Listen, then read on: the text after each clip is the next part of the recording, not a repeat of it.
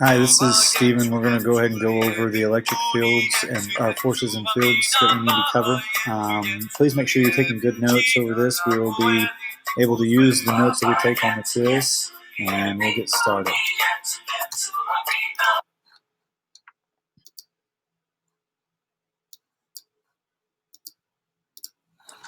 All right, so first thing we need to look at when we're looking at electric fields and charges is, let's go back to the atom. We have a structure of an atom here in front of us. Hopefully you remember positive and negative charges and neutral charges.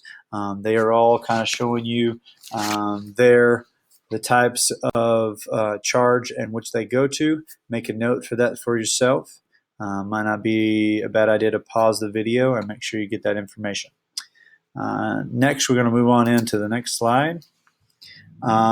This is kind of a orbital electron configuration. Basically, the only reason why I'm bringing this up again is that we can remember that the valence electrons are the ones that are put out here, and then they will also determine how more readily available they can be ripped off of the atom and transferred in this process.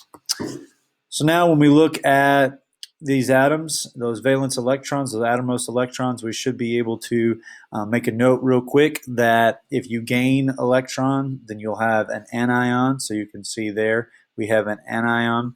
And if you lose electrons, then you'll have a cation.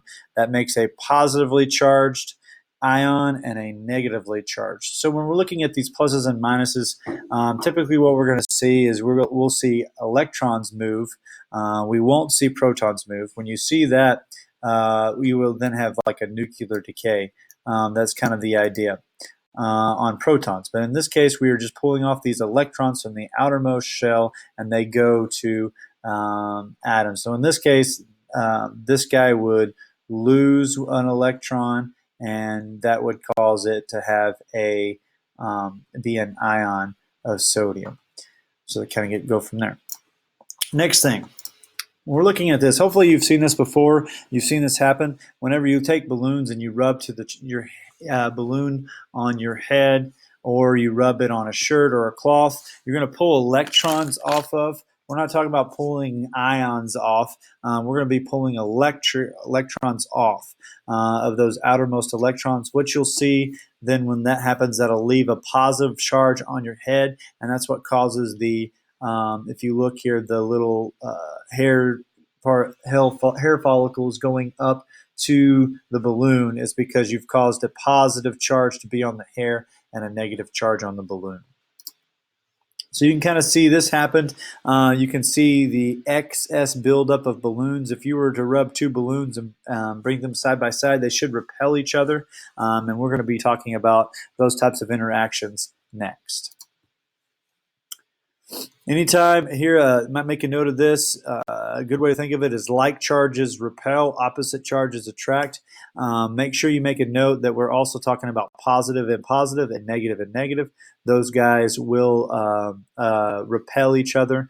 If you do positive to a negative, then that means you would have a attractive force. When we have those forces, we have to find a way to give a value to them, because each particle, each charge has a value to it, and then from there will cause a force between it and another charge, be it attractive force or repulsive force, and we'll be talking about that next. So when we see that, we'll look at, you kind of go in and you see this whole setup and kind of tell us what E is a specific unit for a charge. A specific constant for a charge. Anytime you see E, that means you're referring to a charge. If it's positive, that would be typically a proton. We're talking about a proton point charge. If it's negative, we're talking about a electron point charge. So we would have a negative and positive charge there. That refers to the specific charge that we have. So an example, if we have a proton and we have an electron, and they are here, 2-point charges, and they're just right here in space, they will have a force between them. Because they are opposite, they'll have attractive force. If it was two protons, you'd see two protons repel away. If you saw two electrons, they would repel. But we're talking about point sources. Now, typically when we see about the balloon reference, we were pulling electrons off, so that we were pulling negative charges off of that. And anytime you pull a negative charge away, that leaves a positive charge equal value on that object. So that's why you have the attractive force. So example of pulling electrons off of a denim jean. Basically what you'll find is this: when you do that, you will pull electrons off, and you pull a charge, we'll say, of negative 6e.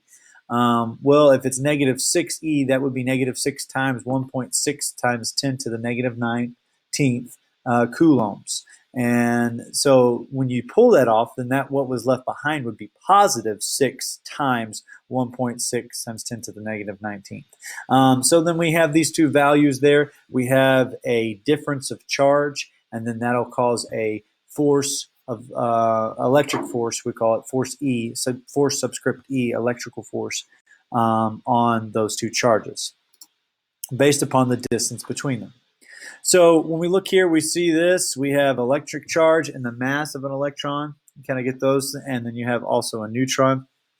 Something to note, that the mass is going to be equal to these two masses added together, and the charge is 0 because you have a positive and a negative 1.6 times 10 to the negative 19th in the same spot. So you'll end up having those two things come together to be neutral.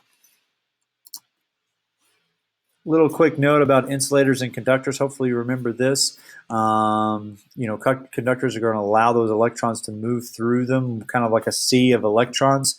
They just kind of float out around the atoms, and when one bounces into the other, it just kind of sends it in, and it makes it more readily available. Insulators is going to prevent that from happening, so it's going to kind of hold in like rubber would. If you look at this guy, you have a wire. The coating on the outside is an insulator. That's why you can grab it and not get shocked. But the metal itself would be a conductor. Kind of see what's happening here. And conductors, I'll let you take a note of that. And then we'll move in just a moment.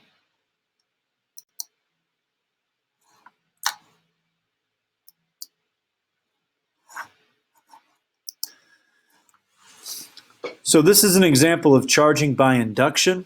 What you see here, as you bring an object near something, you rub it, and then you're able to cause the object to become charged, and that what's left behind is a positive charge. Then you'll have an attractive force in between these two here of the balloon and the sphere.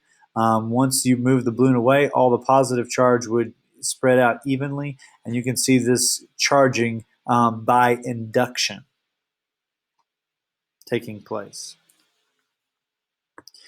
In your lab, you're seeing a lot of this take place. If we bring in positive charges, negative charges, what you kind of start to see is this charge. An atom becomes charged because you rubbed charges off, you made it charged, you stick a piece of tape to a desk and you rip it off, you would have this charge left over.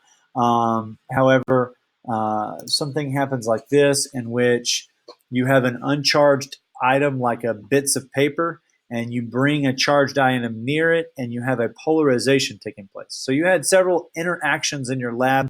One of them you should have noted was repulsive, meaning they pushed away, and then lots of them were attractive.